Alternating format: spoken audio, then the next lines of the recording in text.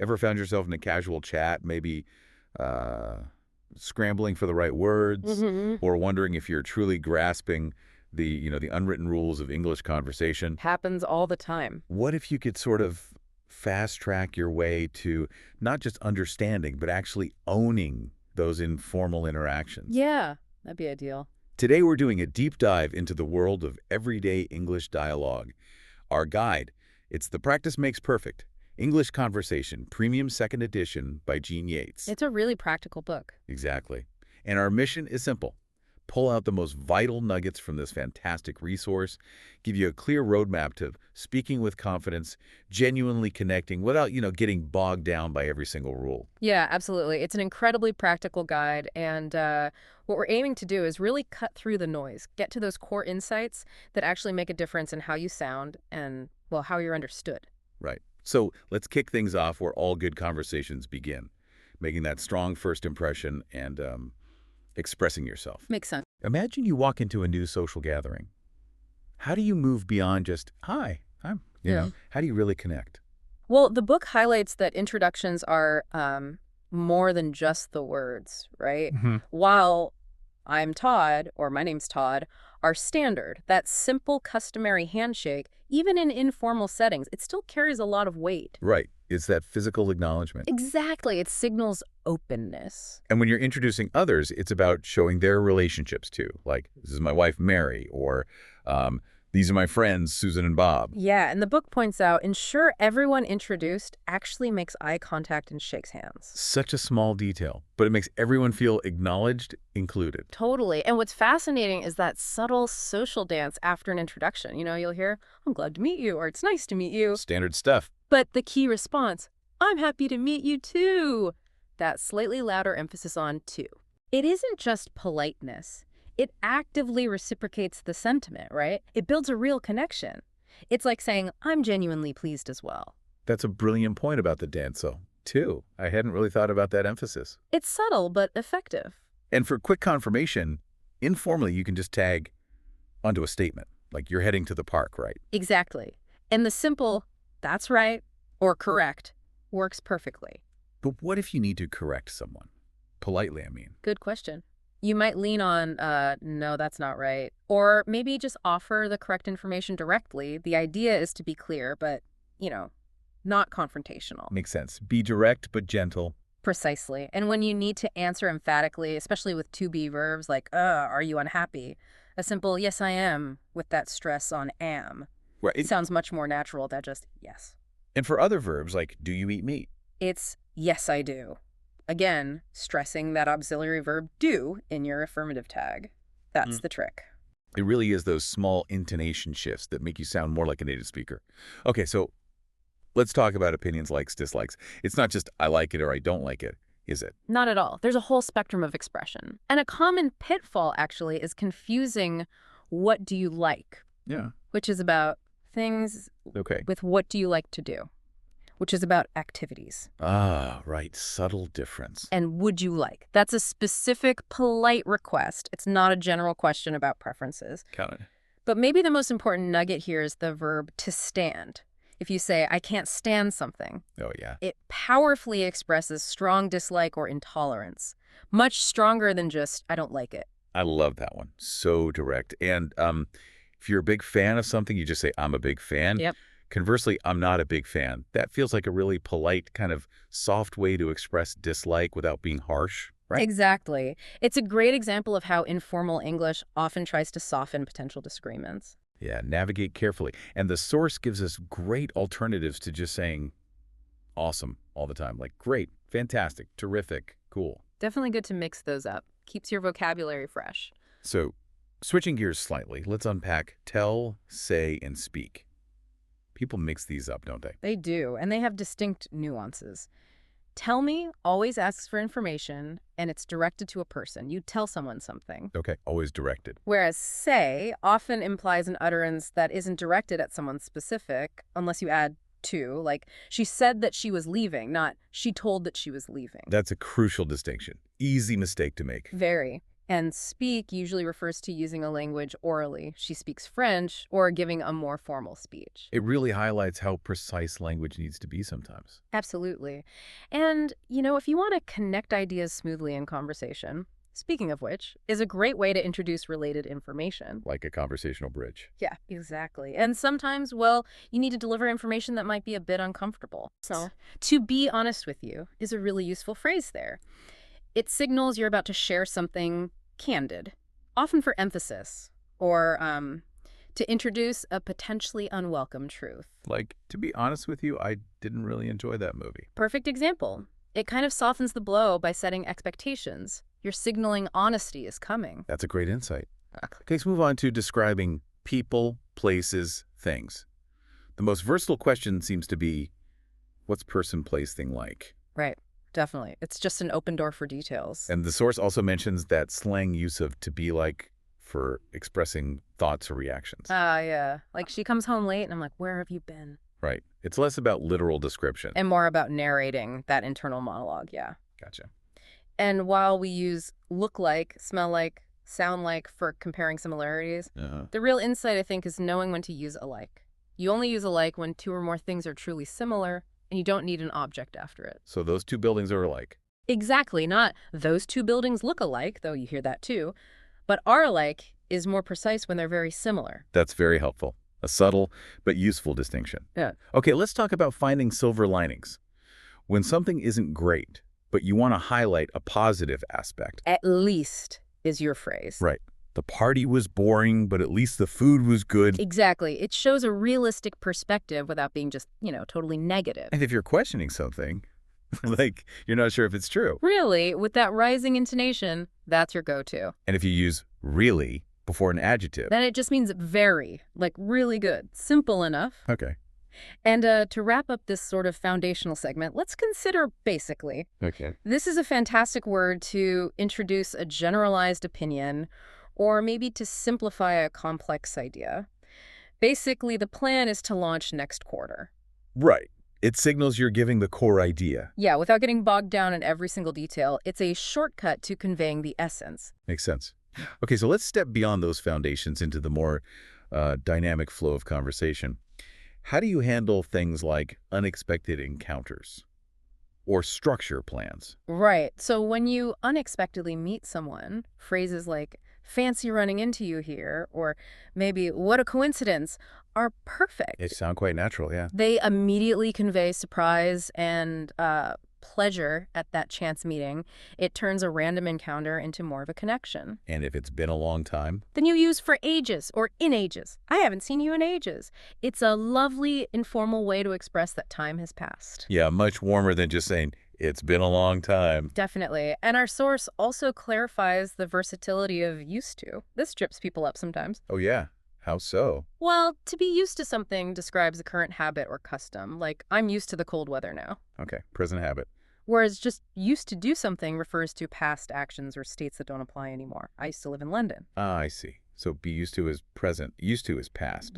Exactly. That distinction is really key for describing habits across different times. It's super useful. And another great insight from the book, this one about effort, is the difference between try to or try and, which means making an effort like, I'll try to finish it. Okay. And try plus the ing form, which is more like a suggestion. Why don't you try eating healthier? Oh, right. So try to is effort. Trying is experimenting or suggesting. Precisely. It's subtle, but it completely changes the meaning.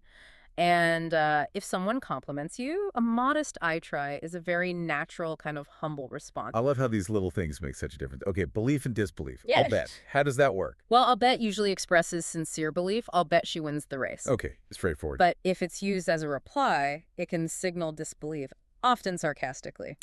Like, oh, you'll finish the whole project tonight, I'll bet. Exactly. Tone is everything there. And no way is incredibly versatile, too. Yeah, how so? It can mean definitely no, or that's impossible, or even express excitement at good news, like, you got the job, no way. So context and tone are crucial for no way. Absolutely critical. Okay. So when you're making plans, how do you signal something's happening right away? Be about to works perfectly. Okay. I'm about to leave for work It tells people what's happening, like, right now. Immediate future. Yeah. Got it. And if you're hoping for something, You have one's fingers crossed for a strong desire. nice visual. And if you're excited, You're pumped or maybe all fired up. These are great dynamic ways to show anticipation. love those. Very expressive. And just to simplify agreement quickly, me too works for positive statements. Right. But for negative ones, you need me neither. Like, I don't like coffee, me neither. Easy mistake to make, using me too for negatives. Good tip. It's an easy win for sounding authentic. Okay. Moving to making dates and appointments. The source brilliantly simplifies prepositions of time and location. These can be tricky. For months or years, right? In October, in 2025, Right.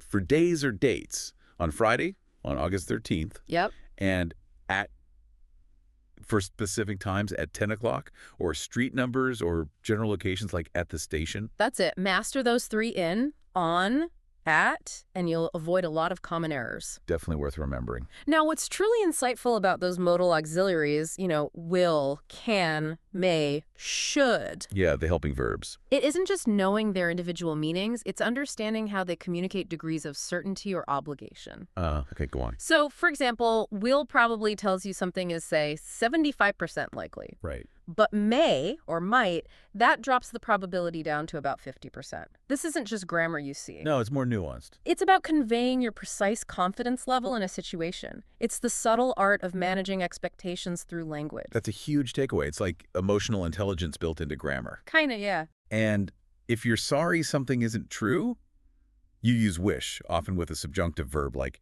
I wish you were here. Exactly. And just, I wish, as an exclamation, that signals disbelief, similar to how no way can. Interesting overlap. And when you're incredibly busy, feeling overwhelmed, Mm-hmm. to have too much on one's plate, it's a perfect, relatable idiom. Yeah, but paints a clear picture. Much more evocative than just saying, I'm busy. Definitely. Okay, let's talk about needs and wants. The source clarifies a common confusion here. Yeah, need versus want versus have to. Right. So need implies urgency or a requirement. I need to go to the doctor. Correct. Whereas to have to indicates more of a personal necessity or obligation. I have to work late tonight. My obligation. And want. Want expresses desire with a belief you might actually get it. And would like is the more polite, often softer way to express desire, maybe when it's less certain. Got it. Need, have to, want, would like. Clear progression. And the nuances of the word mind, oh boy, that's a deep dive in itself. Huh. Okay, give us the highlights. The key thing is distinguishing to have in mind, meaning you have a good idea of what you want, from to have a mind to, which means you're strongly considering doing something. Right. Different intention. But crucially, for requests, do you mind if I? That's asking for permission politely. And the answer, if it's okay. No, I don't mind. Not yes. Right. And if it's not okay, it's yes, I do mind.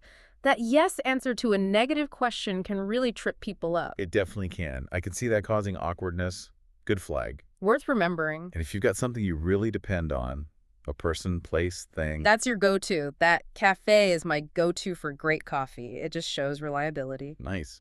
And introducing a possibility informally. You can use say. Like, Wow. say, what if we tried something new? It's informal and inviting. Cool. So just to sum up this section on requests and offers, politeness really matters. Yeah. While can you is direct, could you please, or would you please, are much more polite. And the most formal. Would you mind plus jing, like would you mind closing the window? The more formal you are, the more you're respecting the other person's autonomy. Makes sense. And if you're offering help. You've got options depending on the situation. For an emergency, all plus verb is quick. I'll call an ambulance. Right. Immediate action. For something obvious but not urgent, would you like me to pee plus basic verb is considerate. Would you like me to get you some water? So the phrasing shows a lot about the situation and your relationship. Exactly. And just quickly, expressing immense relief. Uh-huh. Phrases like a load off my shoulders or a load off my mind are perfect. Oh, yeah. Those are great. Getting that project done was a huge load off my mind. It communicates that feeling of stress just dissipating. Yeah, Very vivid. definitely. Okay, now let's navigate potentially trickier areas. Yeah. Doubts, uncertainties, maybe even arguments. Right? When you're putting forward a point, especially in a more structured way, in the first place, introduces your initial argument. Okay, point one. plus adds reinforcing information. And for a strong final point, not to mention that, really drives it home. Good sequence. Mhm. And for counter-arguments, the con side. You can use similar structures, but besides often replaces plus or in addition for an additional negative point. Okay.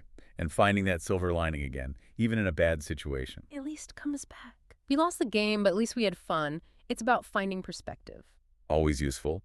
Now, what about describing difficult social dynamics, like someone criticizing you constantly? Ah, yeah. They're on your case. Right, and if someone's venting anger on the wrong person? They're taking it all out on someone. These phrases are really concise ways to describe those less pleasant interactions. Very descriptive. And finding a solution to a problem. You work out a solution if you're totally lost. You don't have a clue. Exactly. These idioms are just shortcuts to expressing complex states of knowledge or action. And sometimes you need to gently suggest someone's exaggerating, Yeah. right? What's a good way? Come on, can work well. It's like saying, don't be ridiculous, or that's not entirely true. It's a quick, informal challenge. Yeah, I can hear that. Come on. And finally, for frequency, instead of always saying sometimes, our source suggests from time to time. It feels a bit more descriptive, adds a touch of conversational polish. Nice alternative. Yeah. Adds variety. Small but effective. Okay. All right. Let's wrap things up by looking at storytelling and then the fascinating world of modern electronic communication. Sounds good. When talking about the future, the source offers this really useful probability spectrum. I liked this. Yeah, it's helpful. The present tense is for like 99% certain scheduled events. The movie starts at 7:30. Right. Like a timetable. For planned near future events, you used to be going to, often gonna, Mhm. or the present progressive. We're moving next month. That's a Uh-oh. pretty certain too, like 95%. High probability. Then for possibilities, will probably indicates about 75% certainty. Okay. But if you drop that down to 50%, maybe less sure, you use may or might. So it allows you to communicate that nuance in your predictions. Exactly. It's not just about what will happen, but what might happen or how likely you think it is. Very useful. Now, when you're actually narrating a story, telling events in order. Clear chronological markers are your best friend. First, second, next, then after that, and finally. Keeps it clear. And finally can also express relief, right? Finally, the weekend is here. Absolutely. Double duty there. And for those sudden, unexpected things that happen in a story. Oh, yeah. Great phrases for that. All of a sudden, out of nowhere or out of the blue. Those really grab your attention. They do. They immediately inject drama and surprise. All of a sudden, the lights went out. Makes the story more vivid. Definitely. Okay, let's pivot to electronic communication. Email, we all know, but instant messaging, or IM. Right. Designed for immediate attention. Often has those audible signals when a message arrives. It really prioritizes speed and urgency. And that need for speed led to texting shorthand, didn't it? Oh, absolutely. The key insight there is the intentional dropping of vowels or creating abbreviations just to communicate faster. Like CD for could, Prince for parents, Sunday for Sunday. Exactly. It's like a language born purely out of efficiency needs. And tweeting, sending public messages, used to be limited to 140 characters.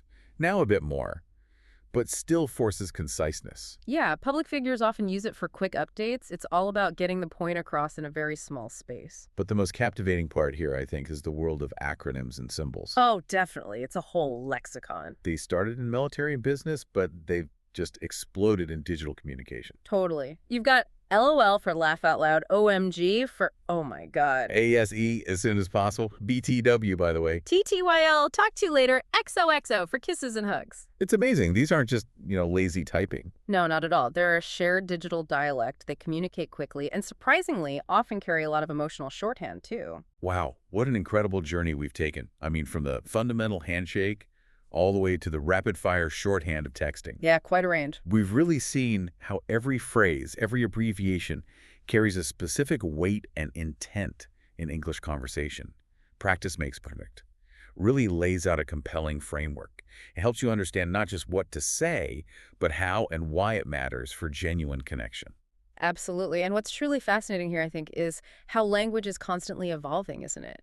It adapts to meet our communication needs. Yeah, it's a living thing. We've moved from, maybe more structured, formal discourse to the efficient, sometimes incredibly expressive shorthand of digital spaces, but the underlying goal, It's still the same. Convey meaning and connect with others. That's a great point. So as we embrace the speed and, let's face it, the convenience of electronic conversations with all the abbreviations and acronyms, what do you think this evolution means for the future of face-to-face communication, which, as our source reminds us, is still often considered the richest form?